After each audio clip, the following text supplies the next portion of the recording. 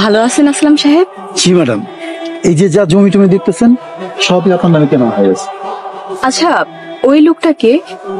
রাজু, বিভিন্ন ক্ষেত খামারে কামলা দিয়ে খায়। আজকে আমি ওরে ক্ষেতের আগাছা পরিষ্কারের জন্য রাখছি। আচ্ছা, তাহলে ওনাকে একটু ডাকেন। এই রাজু, এদিকে আয়। জি কাকা। উনি হচ্ছে ম্যাডাম, এই পুরো জমিটাই ওনার নামে কেনা হয়েছে। সালাম আলাইকুম ম্যাডাম। ওয়ালাইকুম আসসালাম।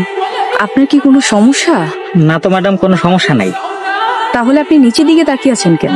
পর্দা করতেছি ম্যাডাম। পর্দা করছেন মানে? পর্দা করা ফরজ।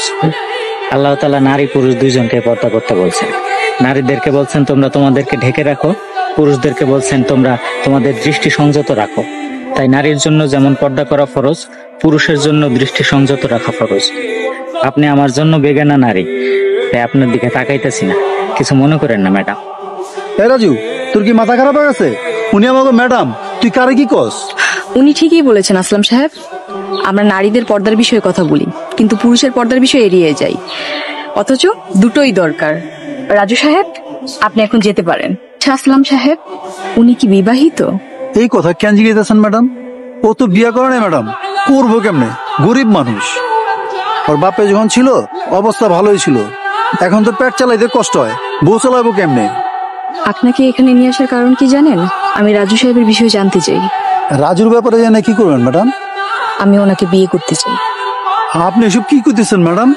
আপনি এত বড় লোক, এত সহায় সম্পত্তির মালিক হয়ে সামান্য রাজুরে বিয়ে করতে চান? আসলাম সাহেব, মানুষ কখনো সামান্য হয় না। আর আমি ওনাকে যতদূর দেখেছি, উনি অনেক নম্র, ভদ্র, অনেক ধার্মিক একজন মানুষ।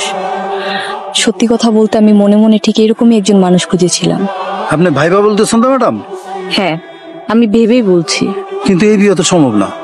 কেন সম্ভব নয়? কেন? আপনি তো বড় লোক, রাজু বড় লোক পছন্দ করে না।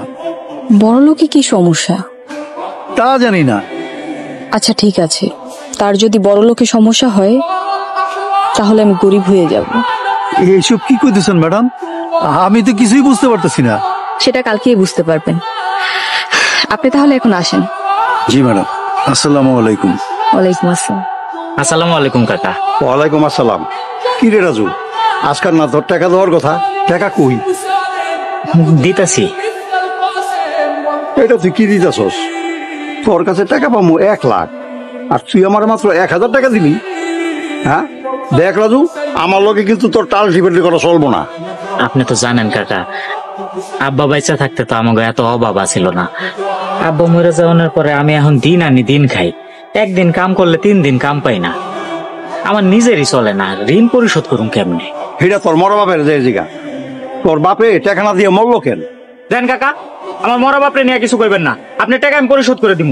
ঠিক আছে, তাহলে 1 টাকা দিবে আমারে। এখন কেমনে দিব? এখন তো আমার কাছে কোনো টাকা নাই। টাকা যদি না দিতে পারোস তাহলে এই ভিটা বাড়ি ছেড়ে দে। কি কোন কাকা, 1 লাখ টাকার লোক ভিটা বাড়ি লিখে দিব? তোর আমি 1 মাসের সময় দিলাম, আগামী 1 মাসের মধ্যে যদি তুই আমারে টাকা দিতে না পারোস, পরে বাড়িঘর কিন্তু আমি নিয়ে নেবো। কথাটা তুই মনে রাখিস।